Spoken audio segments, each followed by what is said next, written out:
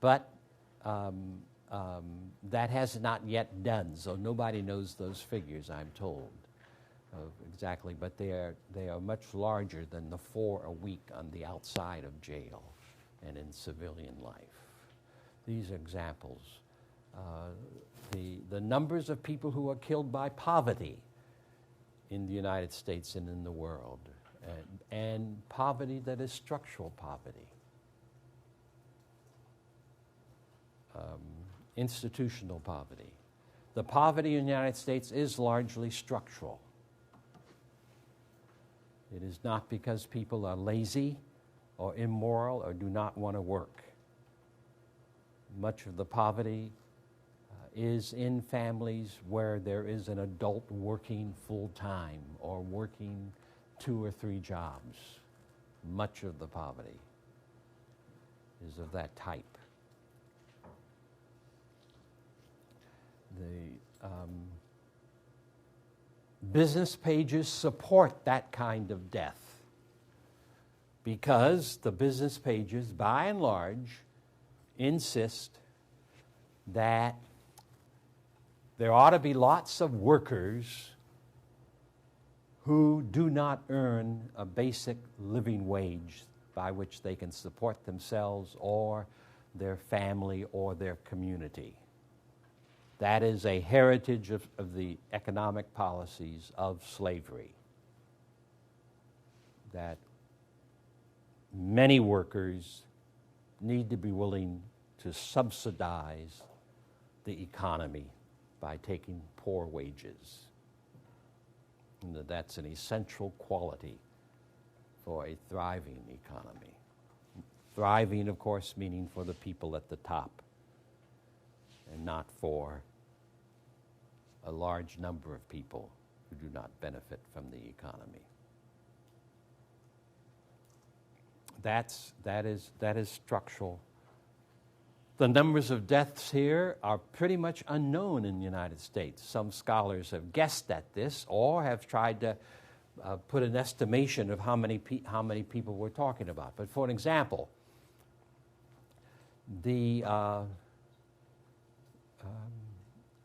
numbers of people who die as a consequence of the workplace, unsafe working conditions, is in the thousand. The year 2002 was the last figure I saw. It was 61,000 in the year 2002. People who were injured or killed in the workplace. I have never seen that figure in the public place in a major news article or piece. You can check on that figure and what that's about. So structural death, structural violence, is the violence of the institutions, of the systems, and are rarely reported anywhere, except maybe by the academics who study American society pretty thoroughly. All right, questions, comments on that?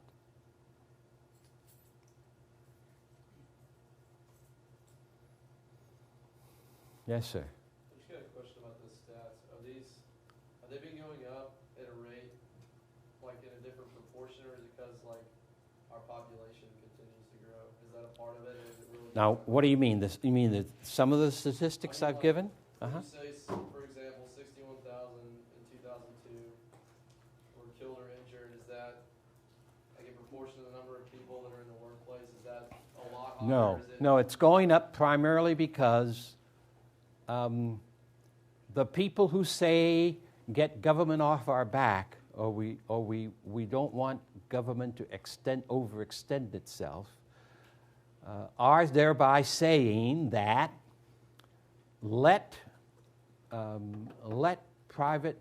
business manage the issues of safety in the workplace.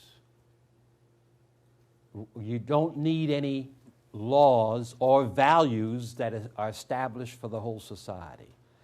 Now, back in the 30s and 40s and 50s, Congress said, no, there must be safety in the workplace.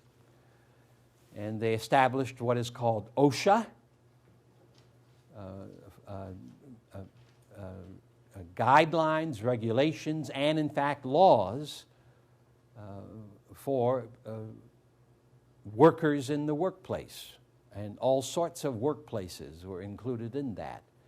But those laws and those principles of OSHA have been steadily undermined.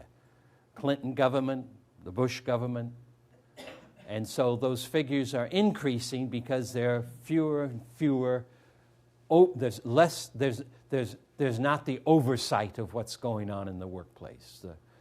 The mining incident in Utah would be one illustration of this, and that's happening more and more in just the mining area, where mining companies are their own bosses, and the workers generally will not have any rights according to that. And so they do what they're told to do. They want the jobs. They must work, like most people in the United States. And so the consequence are that while the deaths in mining were decreasing in the 60s, they have again now started to increase. Lack of oversight. Yes? Can you really separate the behavioral and structural violence? Can what? The behavioral and structural violence, because I feel like the example of domestic violence is part of the... Good point. Yeah. You cannot always separate. I mean, domestic violence, for an example, is a combination. However, the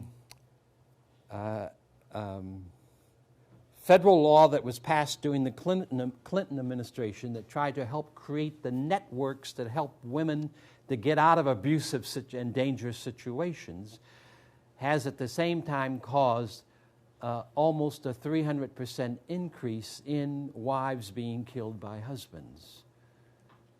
A very, very, very perplexing issue in life anyway, but even more so in our own situation. The reason for this is that when a woman in a domestic violence scene begins to get hold of her own voice, her own life, begins to fear not, begins to see what she's living under, begins to sense that she has to get away from it, the abusive male, husband or boyfriend, will invariably begin to feel the subtle and then sometimes obvious changes that are taking place in the partner, in the wife. When these men are generally challenged in that fashion, they invariably will kill, because they come to the point of despair and guilt and shame that they are doing what they're doing, that they're involved in such a relationship, and they have depended upon it for their own care, and they invariably come to a point of saying that if you dare leave me, I will kill you. And so there's been a massive increase since the development of the network and more community people working on helping people understand their situation and finding safe haven. So that is an example of where, in a structure in the United States, it's not just behavioral, but it's connected to the institutional patterns of domestic violence. All right, other comments on this? Any question? Yes, are you okay again? Sorry. No, I was just Give me your name now so I know your name. I'm Nathan. Nathan. Nathan, yes, sir. Okay, Nathan what? Sanders. Nathan Sanders, I saw that name. And you're what, a junior, senior? Sophomore. Sophomore? In what field? History. History? Mm-hmm. Good. Okay, and you come from where? Hail from where, Nathan? From here. From Nashville? Yes, sir. I see. Okay.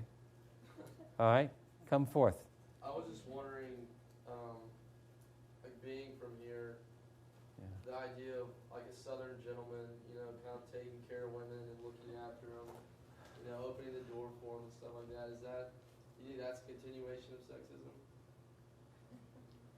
No, because I do that for my wife for 47 years, 48 years. I feel like some feminists, Huh? And I learned it in Ohio. I was just saying, Yeah. I feel like someone like feminists and other women look at that as like you're looking down on them. You're kind of like I don't know. You want to answer that? No? As a feminist, I'm okay with men opening doors for me. Yeah, okay. I was raised most of my life Yeah. in the South, and I think it's a personal preference. Like some women may like it, some may not. I guess just Yeah. depends on how you're raised. I had 5 older sisters, so I didn't have a chance. All right. Go ahead. I sort of have a question going back to the racism and systemic and Yeah. violence, structural violence. From what I'm sort of coming up with is that when the settlers came, they sort of started with Native American, and then it transferred over to slaves, transferred over to African Americans. Do you feel like it sort of continues transferring over to different groups of people, such as the gay community or that? I can't hear you. Do you feel like it transfers over from different groups of people? Like it'll go from, let's say, Yeah. nowadays, from African Americans to the gay community to Latin community to things like that, that are sort of Oh, yes. Uh-huh. institutions are changing in terms of the older groups, but now new groups are being targeted. I've talked to immigrants from the Caribbean, from Africa, who never experienced racism until they came to the United States. Racism is not something that is exclusive by any means, but I maintain that in the American scene, the racism against the slave and the descendants of the slave is the heart of the matter in the United States. Some people can assimilate, and so they will assimilate. The Mexican Americans and people from South America, often with skin complexion, can assimilate and can move up and declare themselves as white even, and that's been known to be the case. But the heart of the matter is still at the point of the black apartheid system that is continuing to go on. So yes, it does permeate the whole society. Asians experience it, Latinos experience it, immigrants experience it. Much of the noise about the issue of immigration, which comes around every 10 or 30 years in the United States, is rooted in the feelings of superiority. It's not rooted in reason or in the demographics of our society. I want, before I take the break, then to move to a central thing that I want to lift up. That's namely, I want to talk about the spiritual forces of wickedness that are primary forces like the breath, like the wind, that undergird our country's mind. Now, let me see if I can talk about this in a meaningful fashion, in a way that is clear. There is such a thing in our world as the invisible world. And physics in the 20th century has helped us to understand this. Perhaps there's no other field of, no other discipline has helped us to understand it. Physics has made us understand that inside this podium are all sorts of invisible units of energy that give this podium its substance. So a primal law which says that matter can never be destroyed is always simply transformed, in large measure because of those invisible particles that represent substance and energy in life. Now, the invisible world for us as human beings been called by people in the past many different things. The soul, as an example,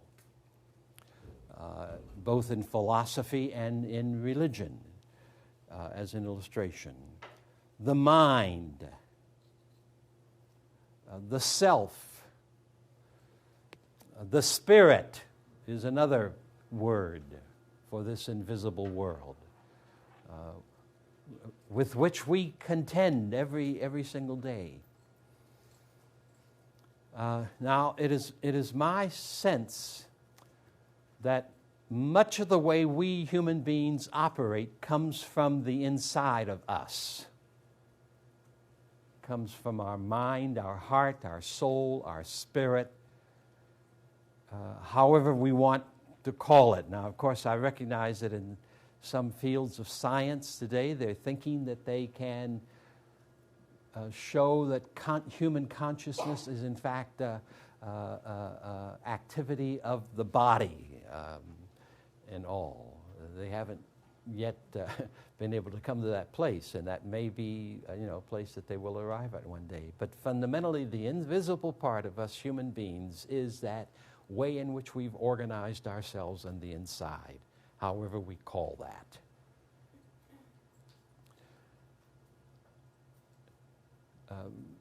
There is, from the point of view of theology, especially in my own denomination, the notion of spiritual forces of wickedness. That means the spirit is not primarily or necessarily good. It can be on the wrong side of your life. What racism, violence, sexism, greed does is to inculcate us with a spirituality that interferes with our becoming fully human, because we are denying the humanity of others, or because we have allowed ourselves to engage in behavior that is destructive of ourselves, but also more so destructive of others. So I see racism as that invisible also entity that affects us and the way in which we behave and think and look at ourselves and look at our world. And so one of my themes is that much of the foreign policy of the United States, much of the economic policy of the United States comes out of the unwillingness of millions of people to deal with their lives in the sight of the lives of other people. The white males who fundamentally govern this country have not dealt with their own fears and animosities and perplexities that are wrapped up in the issues of racism and violence and greed. This is the point I'm making. And from my perspective, that puts in people like our own president, George Bush, a deep inside wound that he may not even know exists, but is as profound and fundamental in the way in which he shapes his life as a man and as a president of the United States as anything else that is a part of his engaged living. I want you to object to that. And I want you to talk about it. I'd like you to disagree with it. The effect of racism, no matter how badly, how much it may physically handicap and become a binder and a barrier to some people in this country, is even worse as a spiritual force in human life today in the United States. All right. How do you want to deal with this? Yes, sir. And what is your name? James Coco. James Coco.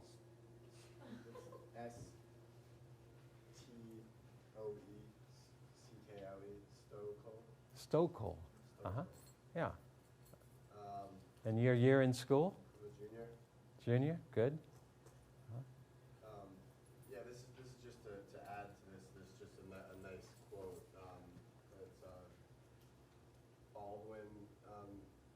this, and I'm not going to do the, I don't know it exactly, but he basically says that that we cling to hate because as soon as we let go of the hate, then we have to face pain. We don't want to do that. Mm-hmm. I think that goes along nicely with what you're trying to say. All right. Good comment. Any others? Any other?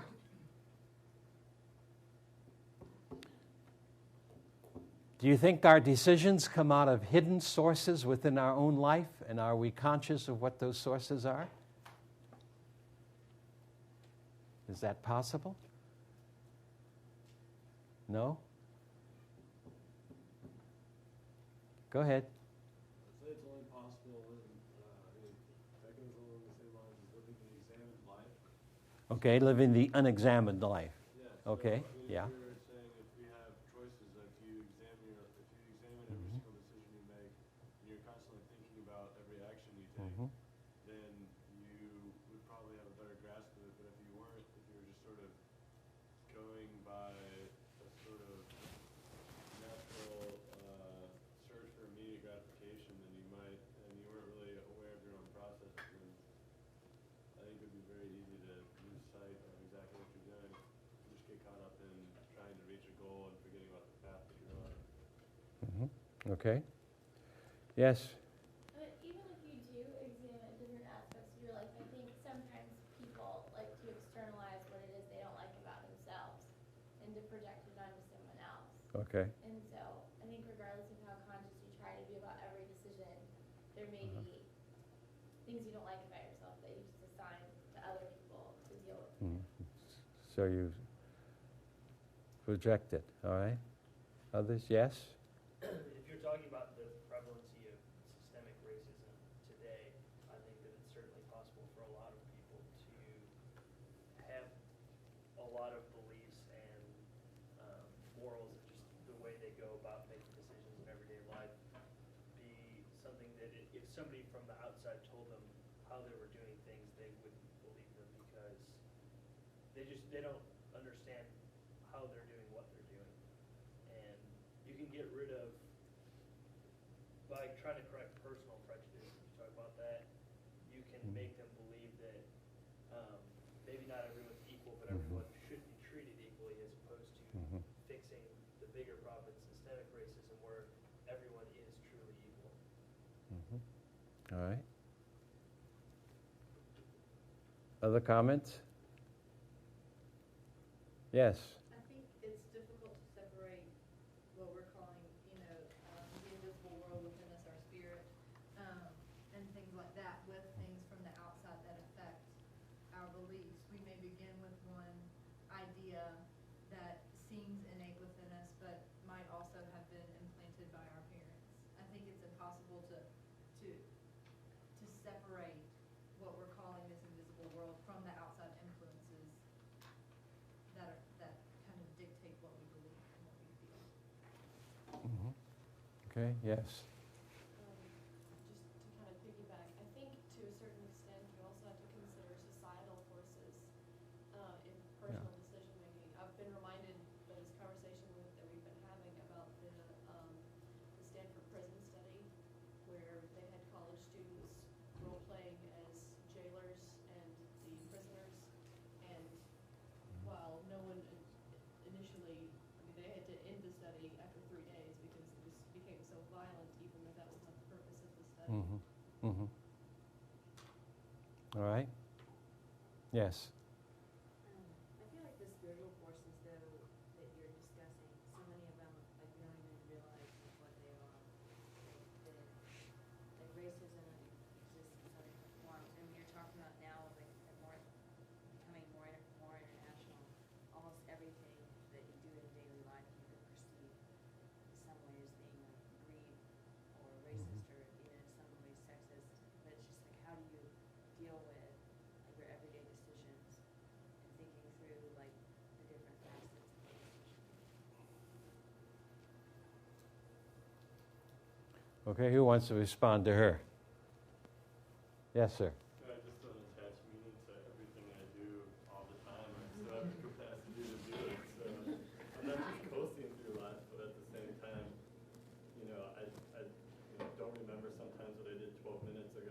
Yes. So I mean, it's just my simple reasoning for it, perhaps, but others may have their own way of dealing with it, for sure. Okay.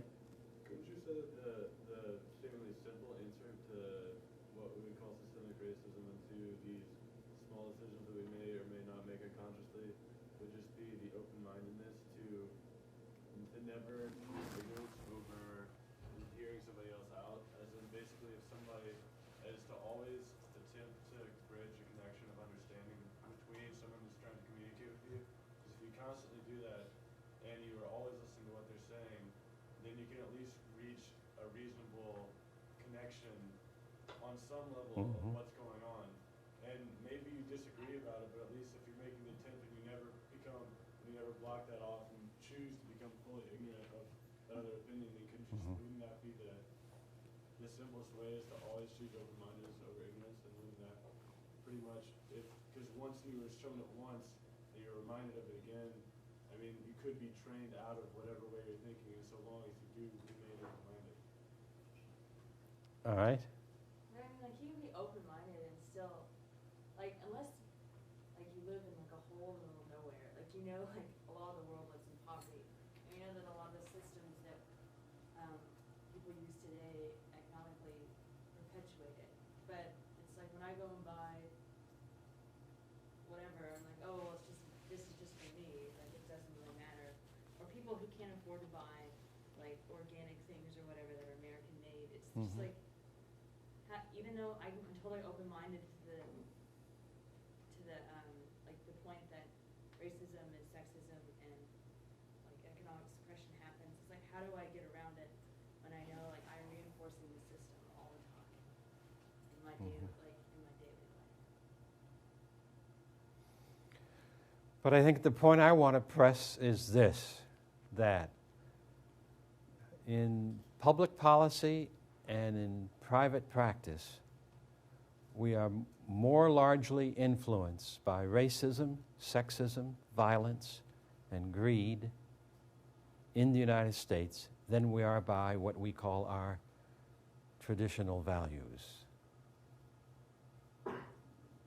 Our foreign policy has very little to do with freedom or democracy, has very little to do with the well-being of 300 million people in this country. Has far more to do with greed and power and white supremacy and the domination of white civilization than it does with any of the things that you get, we are told. And I know full well that many people vehemently object to that statement, but I think it can be well established. The Iraq War would be one of the prime examples. Has nothing to do with democratic principle. It is not connected with the Declaration of Independence, the preamble. It is not connected to the preamble to the Constitution of the United States, where we the people say what we're trying to do. We the people of the United States of America. It has nothing to do with that. Period. And what I'm trying to push hard on is to say that this represents in a very real way how the spiritual forces of wickedness really shape major decisions in this country without self-examination or without political examination, without serious examination. There was a piece in the paper today about, in relationship to Fred Thompson, about he pushes for government not to be overextended. Well, we have 800 military bases around the world. We have 800 military installations around the world. The major overextension of the federal government is in the area of the military. There's no shouting from Fred Thompson about the possibility that the military apparatus of our country can come home. That this is overextension. It's the largest institution of the federal government, second to none. Has the most money in it for expenditure. But none of this talk about big government connects with the $800 billion gorilla that is our military intelligence, our defense industry, our Iraq, Afghanistan war, our extension of our fleets in every ocean and the rest of it. Has nothing to do with that. No conversation about that. But on the other side of the coin, Tennessee will pass a ban on same-sex marriage and make it law. All in the name of better government or what? All right, let's take our break. We'll come back shortly. 15 minutes break, please. Hi. It has no staying power, no capacity to move in authoritarian systems, environments. That it's strictly something that is most available, most effective in a democratic climate. I have my doubts about all that, but we're going to look now at the a Force More Powerful video on Denmark. And Denmark during World War II, when it was occupied by Germany, and soldiers were everywhere, and there was a strong effort to forge in Denmark a Nazi state, a Nazi understanding of life in theory and practice. And so this piece is one that describes what is not very often known, to describe the effort on the part of the Danish people to develop a resistance that was not the typical resistance in World War II of armed force within the country. So we're gonna see this now, and you should take note of some of the questions and comments that you want to make with it.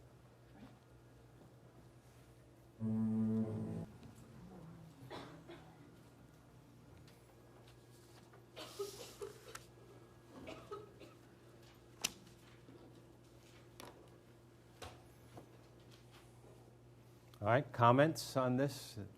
Chapters well in the book. They did not call it nonviolence, should be said. They did call it non-cooperation at various points. Initially, they had no, in a sense, organized structure, and that developed in the process.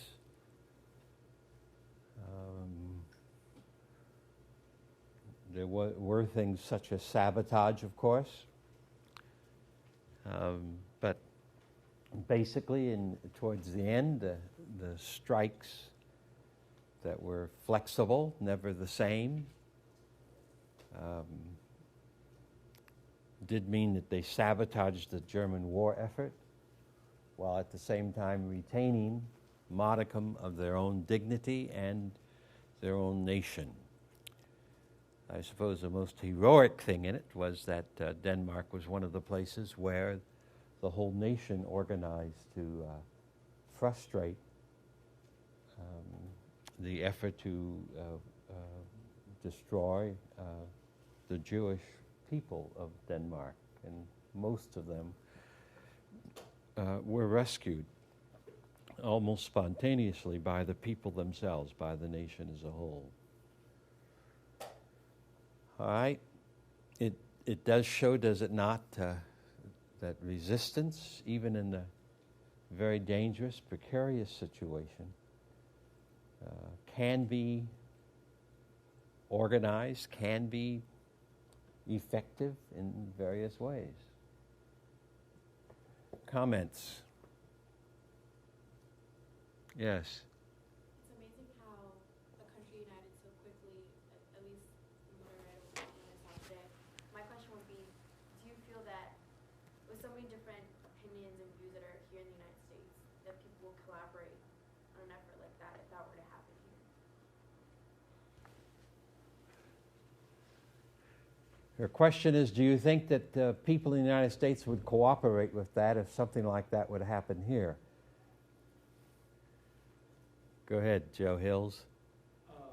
I believe that we are a much larger country than Denmark, so we wouldn't have the same centralized ability to have one group or these prime groups that would have everyone in the country acting along the same lines. But I do believe that we would have people making the same types of initiatives in different regions. So the people in the Northeast and the people in the South and the people in the West would all be doing different things. And a lot of that would come back to the way that they handle specific situations would have to do a lot with their regions. The Texans might be more likely to start shooting places. Well, they have more guns. If you have a better chance of winning with guns, you're more likely to try and use them. If you don't, if you're in a place like Detroit where you have a whole bunch of factories, Detroit, it's right on the Great Lakes. You have all these different things. We have a history of racial violence there as Americans, and that's something that we all have to deal with. We've got to look at how do we respond to these situations. And I think that we as a people have the resourcefulness to work together in this type of situation. But short of an outside incursion or invasion, we're going to be a lot more petty, and we're going to grapple over things. People are more likely to, let's say somebody in Denmark didn't like their neighbor who was Jewish. Well, if they find out that that guy's about to die along with his wife and kids if he doesn't take them into his home, he's more willing to overlook that personal prejudice because this imposed systematic prejudice or systematic racism is much more evil to him in his eyes than anything inside of him, and he has to oppose it. All right, other comments?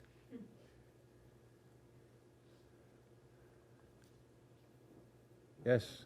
Go. You speak up. Like you just said, they're going to be unified by experience. Because it is a smaller area. We are a huge country, and we have many different beliefs depending on where you live. So, yeah, I mean, it would be kind of difficult to keep people unified in that kind of situation. Not that it wouldn't happen in different ways. Now, give me your name again, please. Stephanie? You. Pally. P-A-L-L-I-E. Yeah, okay.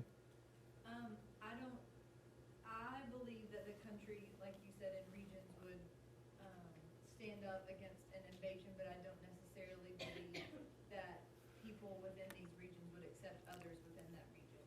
So I don't necessarily believe that if someone was coming threatening to kill all Black Americans, that the guy down the street would take in his neighbor just because he was overcome by the systemic racism rather than his own personal prejudice. I think that it's so ingrained in so many Americans that I don't believe that their hate of an invasion would necessarily push them to overcome that. All right, give us your name.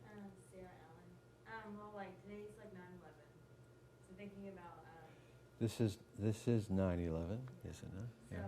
like in 2001 when the attacks happened on the towers of the Pentagon, how as a nation we really did unify, but in this huge spike in patriotism that you see it on the Denmark video as well, but there's also a huge spike in Middle Eastern racism. Maybe not even Middle Eastern racism, like I have friends who are Indian spit on them and stuff like that right after the 9/11 attacks, and it's like, well, I'm Indian, or I'll rally behind a lot of the Patriot Act and loss of civil liberties. So the direction that we went with, the unification. Mm-hmm. So, I would Joe say Hills, that invasion, being attacked, having a singular entity attack you once, a good jab, won't necessarily upset you. But we aren't talking about an attack like September 11th, which, though tragic, only had thousands of deaths in comparison to an invasion force capable of taking the entire United States, which would be millions of troops on the ground. They would have to be threatening us with nuclear bombs in every single city, probably have to actually nuclearly attack some of those cities. We would be facing the type of potential for annihilation that we don't necessarily conceive of on a daily basis, and didn't necessarily inspire us after September 11th. I don't know, but I believe you could look to September 11th to see how our response. Right after September 11th, the approval ratings for going to war were unbelievable, the highest they've ever been. And the way we responded to, like you mentioned, like people of Middle Eastern descent, we're kind of violent people. Compared to the Danes, I think their approach to nonviolence is something that wouldn't cross the minds of many people who would go immediately to guns. An occupation force is the target. Like we're talking about people who after September 11th were spitting on Indians who had nothing to do with it. Even if you were from Saudi Arabia, you had nothing to do with it, probably, or the FBI would have found you eventually. And so it's one of those things, theoretically, it's one of those things where, yes, we do want an outlet, and if the outlet is an invasion force, and people are going to say, let's blow things up. Well, let's say you're in Detroit, Michigan. Are you going to go, well, I'm going to go take this out on people who have a skin color different than me? Or are you going to start looking at shipping? Are you going to start looking at factories? There should be, hopefully, a few people who are smart enough from each major group that would want to be represented in any of these areas that would say, we have better targets. Let's take all this anger and all this fear, and let's do something constructive with it. all right, you haven't spoken. Well, I think in this analogy, something else that you need to consider is the fact that when the Nazis invaded, they started out as being there for solely economic purposes. They were there for the factories and for the work of Danish people. And so initially they were there in a not violent capacity. But of course with the 9/11 attack, it was entirely violent.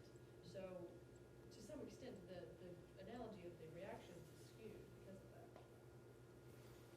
All right, let's come back to look at the Denmark situation in the Denmark film. I don't think, well, this is a different time. Now, a conventional notion is that we have to be fighting in Afghanistan and Iraq because if we don't, they'll come over here. But that's the height of irrationality. At this place, and for the last 40 or 50 years, well, since World War II, there has been no indication of any people or any government anywhere in the world that even contemplated the notion of landing troops or landing an invasion in the United States. I lived through the Cold War, and the hysteria was then, the Russians are coming. But that was mostly nonsensical. I think that was more rooted in the fears of the nation that are an emanation of racism and sexism than of the reality in the world. That's a pretty bad statement to make about myself, about our nation, but I think that's the case.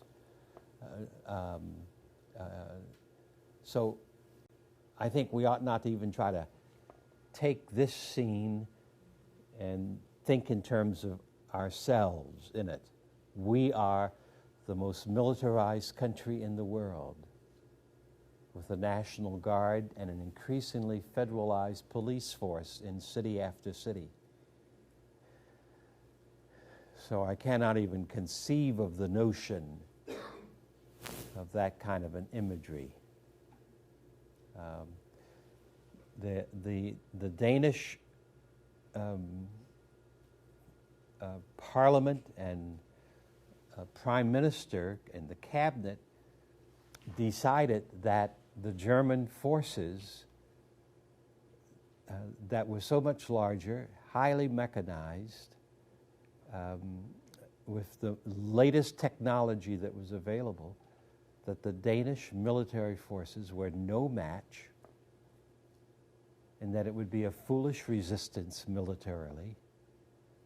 Better to go ahead with the occupation and then see what they could do to preserve as much as they could of the country and of the people, to see how they could maintain the values apart from making Denmark an object, a target for the outrage of the German forces, for the Blitzkrieg and all the rest of it that was a part of the hallmark of the German forces. So that's a pretty tough decision, and it wasn't a popular decision.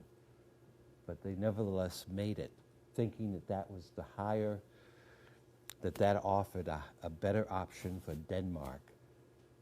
And you could say that what happened with Belgium and Holland and Czechoslovakia and Austria and Poland, where the resistance was minimal, their armies fought back, but it didn't mean anything in the light of the superiority of the German forces at that time. And so the devastation was pretty severe. The death rates were pretty high.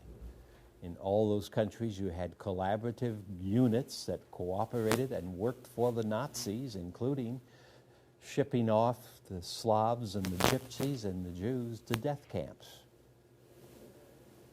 In all those countries, you had people who cooperated with that outrageous killing of people that the Hitler machine wanted to happen. But Denmark, for the most part, was saved that kind of internal agony. No matter the conflictive situations they found themselves in, they were saved something of the agony that went on in a place like Czechoslovakia and Poland. They were saved that agony, that turmoil. Yes, David? About the king wearing a yellow star at some point. Yes. Could you tell that? I kept waiting for it to happen. And since it wasn't in there, Yeah. I'm wondering if I have the story right. Well, it was a legend, as I recall. They did show those pieces of King Christian, the King of Denmark, with his horse ride through the streets of Copenhagen. And the legend is that when the German occupying forces declared that the Jewish people ought to be picked up and whatnot, no, I'm sorry. They declared that Jews must all wear a yellow star. That was what it was. And the legend is that then the king appeared the very next morning on his horse with a yellow star. And as I recall, David, I think that has never been established. It's not true. Though it is true that the Jewish community largely escaped because of the work of the people, but that particular story is not true, as I remember. I remember hearing that in the World War II as a high school student and a college student, but it turned out did not happen in a way. Well, I think the biggest point here is that we tend to reject out of hand the notion of nonviolent resistance without even considering it as an option. And at least Denmark opens up the possibility wherein situation of war and occupation, the Danish people stuck together and held together, did not become a collaborationist people, that is, badly divided, and instead, at certain places, were able to hang together and act and live and work together in dignity with a high degree of resistance to the occupation. Do you think Iraq would be 100% off if Hussein had called for, knowing that his palace guard and his army had already been badly demoralized and defeated by the Gulf War of 1990, by the persistent sanctions of 10 years and all? If he had tried to organize a laying down of the arms and a resistance in that side, would that have been a real option for Iraq against us? No? Yes? Possibility? Yes, ma'am. Well, I was just going to say, I think that, I mean, as far as the eye can't conjecture whether it would or not, but I think that there's a great power in a unity of purpose, and oftentimes Yes. when a group of people are united, really pretty miraculous things can happen. And actually, as I was watching the movie, the example it reminded me of was T.D. Lawrence when he was in Arabia, and how he and just a few men from different Bedouin tribes were able to basically single-handedly kick the Turks out of the area because of a unity of purpose and I guess rational planning rather than just go into battle and shoot each other. All right, thank you. Any other comments on this? Well, the final point I want to make this evening is this, that to see the nonviolent option, you have to recognize that a very strong case can be made against the efficacy of violence in almost any of its varied forms. In other words, that over the last 60 years, 80 years, if not longer, violence has not really solved human problems or conflicts, no matter how many wars we have fought. Whatever are the causes of the conflicts, if violence is imposed upon the scene, the conflicts are simply postponed while the violence sees itself to the end or burns itself out.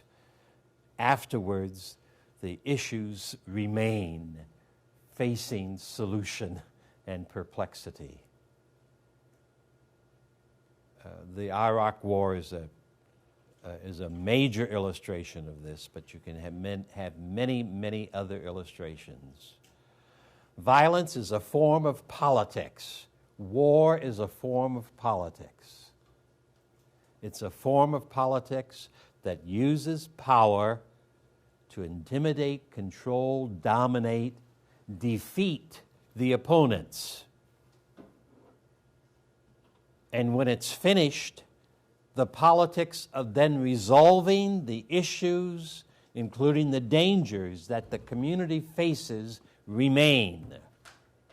They still have to be solved. Because the violence only shapes up who's better than the other ones in killing and who can come out on top and defeat the other. It doesn't deal with the underlying issues that provoked the violence and the discord.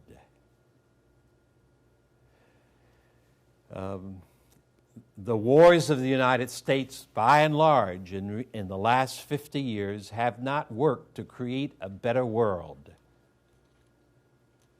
They have, for the most part, caused an escalation of the weaponry, and especially nowadays in high-tech weaponry. They've increased the numbers of governments that are engaged in heavily arming themselves The dissident groups that feel they're not being heard have not tried to find other ways of living within their context to solve the problems. They have in turn given both the rhetoric to violence and seen violence as an escape route, not as a way of solving problems. The African people, by and large, have impoverished themselves. Now, no doubt the violence has been engendered by lots of forces from the Western world, by economic forces, by the old colonial forces that have decided to take on new cloaks. But nevertheless, the various groups in Africa that have armed themselves, for whatever reason, have only increased the levels of killing and mayhem and hurt and destruction. They have not helped.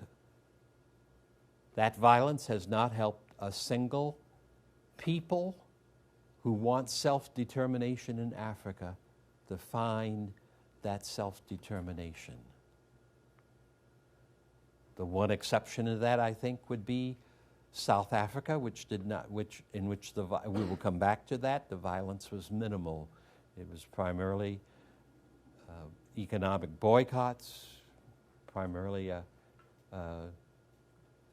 unity of purpose from 1955 on, which became an organizing feature of millions of people in South Africa that shaped the breaking away from apartheid that took place in 1994-96. So violence is impractical.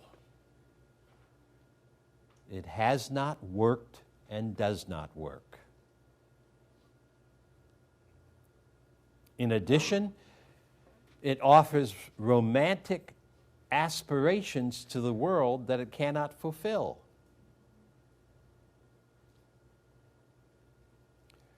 If you think of in the United States since 1945, we have spent somewhere like every decade $1 trillion or more on wars and weaponry, past and present and future. Several trillion on only military purposes, only war. Now, what would $1 trillion that we have spent out of our gross national product, out of our taxes, what would $1 trillion do to heal and to solve many of the issues in the United States today? What would $1 trillion do to make available a world-class education to every boy or girl, any part of the country? What would it do for the infrastructure in the United States? But it has not produced a better nation, more sense of dignity and freedom in our country by any means. In addition to that, it absorbs tremendous amounts of human and technological resources that could better be used to solve human problems. At one time in the United States, 75% of the scientific research was in the research concerning war, development of weaponry. So some of the best minds of the country were not engaged in helping the nation solve problems of disease or water or depolluting the air, or how we manage the waste materials, the waste materials from our atomic plants, our electrical plants, from our development of nuclear bombs and the rest of it. So it has helped us to deplete our human resources, our technological resources, in ways that have not served the common good of the nation. It has increased the arrogance in the United States of plantation capitalism, so that as our economy has increasingly come under the control of a handful of major corporations in industry after industry, this has not meant, therefore, either the lifting of the quality of life in the United States or elsewhere in the world. It has meant the development and the strengthening of an international elite in almost every country, concerned only for their own power, for their own wealth, and not concerned for the development of their nation or the betterment of the world. In addition, our violence in the United States, our use of the military, has diminished the democratic experiment in the United States of the development of a democratic society. We are not a democratic society. We have never been. We have always had huge human issues that we've always postponed in almost every generation.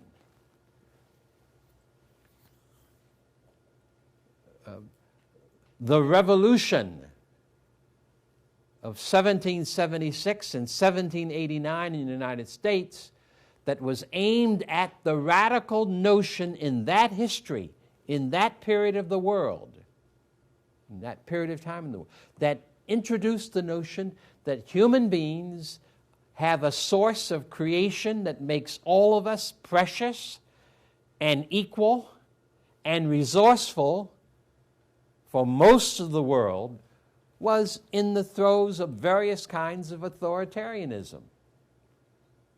And this odd group of people in these 13 colonies, enough of them had the temerity to say, the best government will be government in which the people do the governing and elect leadership to do their work, to do the common work. Now that excluded the slaves. It excluded the Native Americans. It excluded women. It excluded any white male who did not own a piece of property. So it was imperfect in its practical implications, no matter the nobility of the idealism. And so the great struggle in the United States has always been the effort to make the practical reality of everyday life for all the people begin to merge with the wonderful vision. That's the most important thing about USA history. The work of the people on behalf of establishing self-governance with liberty, equality, liberty, and justice taking place in the community. Nothing is as phenomenal as that in my mind. Nothing is as important for us even today to remember. So the best of this land has been the groping of the people towards getting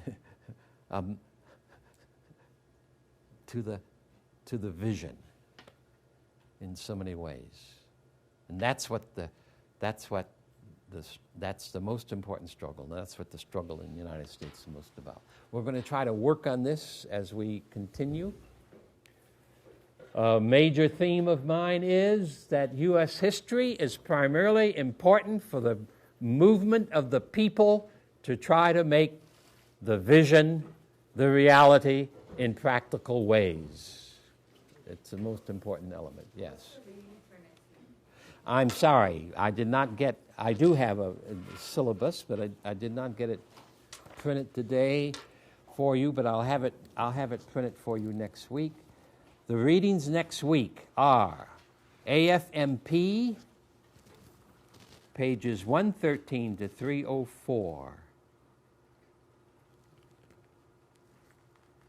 That's the completion of the first section of that book.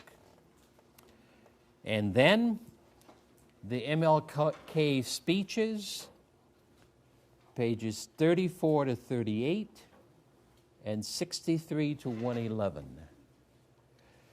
Now, I've not started us talking about the book itself, but you might want to pose this question for yourself from last week and this week.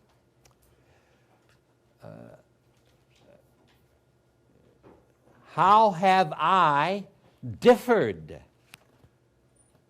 with Ackerman and Duvall thus far? How have I differed with their opinion, with their writing? How have I differed? And it is a very good book. It's an essential book. But how have I differed? Because one of the things in the readings is the fact that I will be contradicting some of the readings. My version of the civil rights movement is going to be vastly different from anything that you have read, because I was in it, and I've had a chance to reflect on it, and I've had a chance to read many of the books. All right, thank you.